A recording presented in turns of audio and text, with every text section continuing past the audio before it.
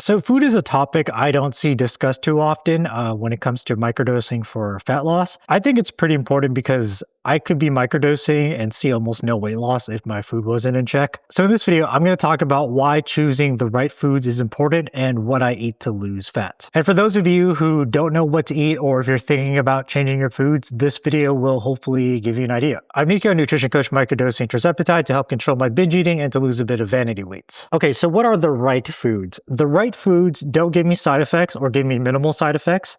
They're food I enjoy or foods I enjoy, and they make hitting my goal weight easier, both in terms of losing weight consistently, meaning no plateaus, and the process of losing weight. So if these are the right foods, then the wrong foods are just the opposite. So if they give me side effects like nausea and bloat, they're foods that I hate to eat, and they make hitting my weight goals harder. So what does this mean when it comes to choosing foods?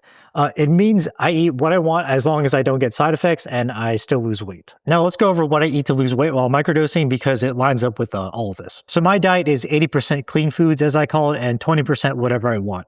So either more clean foods or fun foods. And I'll go over what that means later. Clean foods is food people generally consider healthy or basic. They're 80% of what I eat because it's easy not to go overboard in terms of calories, and they sit well with my stomach so I don't get side effects like nausea and bloat. So for carbs, it'd just be things like bread, rice, fruit, grains, pasta, noodles. I like to eat mostly rice, noodles, and fruit. And carbs is usually what I cut out first and reduce over time to lose weight. Healthy fats is just like a bunch of oils like olive oil or like nuts and avocados. Vegetables would be things like broccoli, carrots, leafy greens, salads, the usual. I'm really bad at eating vegetables, but I try to have them whenever I can or I want to, especially when I'm more hungry because it helps me stay full. But when my appetite is low, it's pretty hard to eat the vegetables and it's really not appetizing to me. And I rather prioritize other foods because they help me get the calories in and not undereat. But if I'm really hungry, then vegetables do help a lot. And lean protein is like chicken, steak, fish, and any protein source that's high in protein and low in fats. And if you know how to read nutrition labels, lean protein to me is 2 or more to 1 protein to fat ratio. And these are just some of the foods I eat. So again, rice, vegetables, chicken,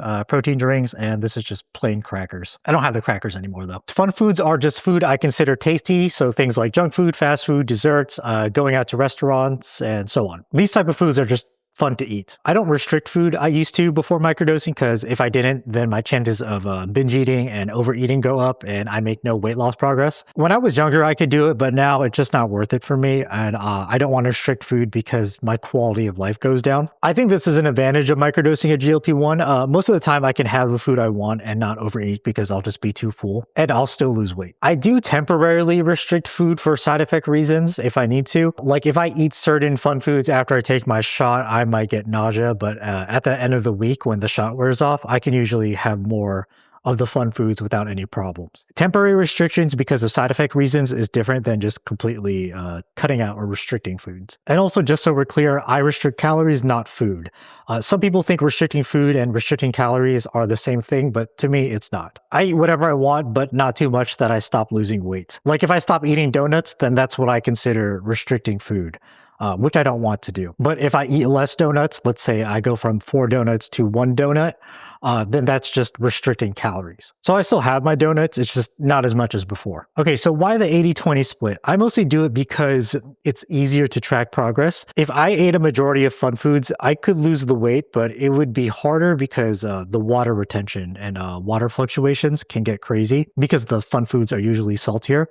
And sometimes they might have more calories than I want. But sticking to this 80-20 split means I can still lose weight without restricting. If I were to sum up my diet, it would be I just kind of eat whatever I want as long as it fits the overall 80-20 split and I don't get side effects and it's food I enjoy and it makes hitting my goal weight easier. And by easier, I don't mean just in terms of weight loss, but in terms of making the process more enjoyable, I guess. Like if I only ate clean foods, then it would make hitting my goals harder, even if they're clean and I lose weight. Because I don't like to eat only clean foods and I like eating fun foods too. So when choosing your foods, doing this is a great start if you're not sure what to eat. Honestly, my diet hasn't changed much from before I microdosed. It's just I eat less food now and I'm more aware of when I eat. Like I'll avoid really fatty foods after shot day because of nausea, but I'll eat it before shot day if I want to. Also, I post about what I eat every day in the YouTube post thing along with some pictures just to show what food I eat to lose weight. But anyways, that's the video. Hope this gave you ideas on how to eat and lose weight while microdosing. Thanks for watching. Bye.